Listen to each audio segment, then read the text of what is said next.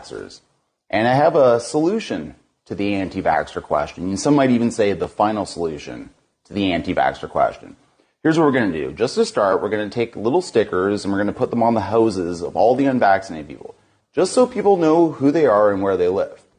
And if that doesn't work, what we're going to do is take all the unvaccinated people, put them on cattle cars, and ship them off to work camps. Nice, big, powerful work camps, either in Northern Ontario or in Quebec. And here's how this is going to work. We're going to force them to work, free labor, get them to build us stuff, and segregate them. So it's killing multiple birds with one stone. Not only are we taking these dirty, disgusting, unvaccinated people and removing them from society, but we're also using them to work for us. And we can even loot them and use their assets to fund other parts of society. Now, the way this will work is that they can leave at any time, as long as they are vaccinated. And I think it's a brilliant idea. I think it's the one thing that as a society we could do to solve the problem, to solve people just not wanting to get vaccinated. I've tried everything. I've tried talking with them. I've tried being nice to them. I can tell you that doesn't work. The only thing that works with these dirty, unvaccinated people is maximum pressure. You got to keep that pressure on. And if it means labeling them, if it means taking them, stripping them of all their rights and sending them to work camps, I'm all for it. So I would call, probably the person I called most was the Secretary of Health and Human Services in Massachusetts. When she was like, are you going to let them have professional football? And I was like, nope. And she's like, okay, neither are we. You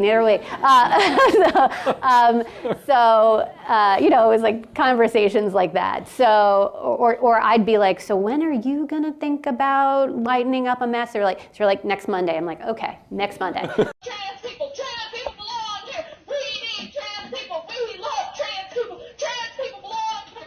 We need trans people. We love trans people. Trans people belong here. We need trans people. We love trans people. Trans people belong here. We need trans people. We love trans people. Trans people belong here. We need trans people. We love trans people. Trans people belong here. We need trans people. We love trans people. Trans people belong here. We need trans people. We love trans people. Trans people belong here. We need trans people. We love trans people. You matter. You matter. And I am fighting for you. And I will not stop. I will not stop today. I will not stop tomorrow. You are loved. You matter. You belong here. Quick point of privilege. Quick point of personal privilege. Yes. Guys, first of all, James Jackson, Sacramento, he, him. I just want to say, can we please keep the chatter to a minimum? I'm one of the people who's very, very prone to sensory overload. There's a lot of whispering and chatter going on. It's making it very difficult for me to focus. Please, can we just, I know we're all fresh and ready to go, but can we please just keep the chatter to a minimum? It's affecting my ability to focus. Thank you. Thank you, comrade. Okay, is there a speaker against name, chapter, pronoun? Point of personal privilege. Yes. Please do not use gendered language to address everyone. Okay. Very brief point of information. If you are using a microphone, talk into it directly like I am right now, and do not wave your face back and forth because people cannot hear you. That is all. Okay, awesome. Hi, James Jackson, Sacramento DSA, he, him. I have already asked people to be mindful of the chatter of their comrades who are sensitive to sensory overload, and that goes double for the heckling and the hissing. It is also triggering to my anxiety. Like, the be comradely isn't just for, like, let's keep things civil or whatever. It's so that people aren't going to get triggered and so that it doesn't affect their performance as a delegate. We have a lot of disabled comrades, and a lot of those are invisible disability. First of all, in this room, I see that no one's clapping for me. It could be because I'm not engaging, but it also is because everyone's doing this. And that's really important, because those loud bursts of noise, even though this is a noisy space, when we can do something like reducing that, that's really important. So please don't clap, shoot up for people. Don't talk to cops. Point of privilege.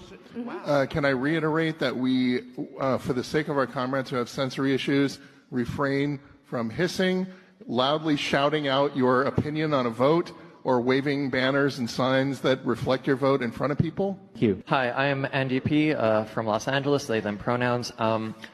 Could I please ask the chair to, again, There was a previous point of privilege about waving around signs, that it is distracting to other comrades. I have autism. This is distracting to me. I would like to ask our fellow delegates, please, to not wave around your signs, especially during voting. Thank you. Yes. When we're raising our placards, when we transition between the votes, can we slow down a little bit because it's starting to get confusing for people? Thank you. Totally. Yep. Okay, so now we're going to vote. I have a question, a point of order. So voting yes would be to make it. Hold on, could I just get through my sentence, please? Vote all those in favor point of inquiry? what's your point of inquiry? As it stands, this is Daniel Ray from Piedmont. He, him pronouns. So we are a bit behind schedule.